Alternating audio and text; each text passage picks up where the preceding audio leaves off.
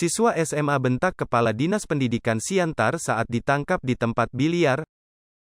Sebanyak 19 pelajar SMA sederajat terjaring razia oleh Dinas Pendidikan Kota Pematang Siantar di sejumlah tempat di Taman Kota, tempat permainan biliar dan kafe, Rabu, tanggal 16 Februari tahun 2022. Mereka pun digiring untuk menjalani swab tes antigen dan berlanjut dengan pembinaan. Parahnya, pada saat ditanyai Kepala Dinas Pendidikan Rosmayana Marpaung, seorang pelajar laki-laki justru memberi jawaban yang terkesan membentak. "Siapa yang nyuruh kamu di sekolah?" tanya Rosmayana kepada pelajar tersebut. "Gurunya, Bu," jawab pelajar dengan cara membentak dan beralasan ke sekolah karena ada ujian. Pelajar tersebut pun akhirnya terdiam usai Rosmayana menanyakannya kenapa pada jam pelajaran, yang seharusnya ia belajar dari rumah secara daring, malah ditemukan di tempat permainan biliar.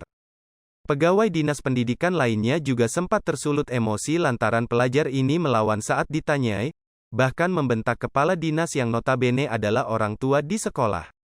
Berkaitan dengan program razia pelajar SMA ini, Rosmayana menjelaskan bahwa mereka melakukan patroli 2 gelombang.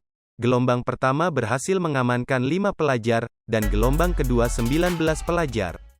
Saat ini pemberlakuan pembelajaran jarak jauh, PJJ, 100% daring untuk SMA, SMK dan SLB, tapi kami selaku dunia pendidikan di Kota Pematang Siantar ini yang tetap melakukan patroli sekolah.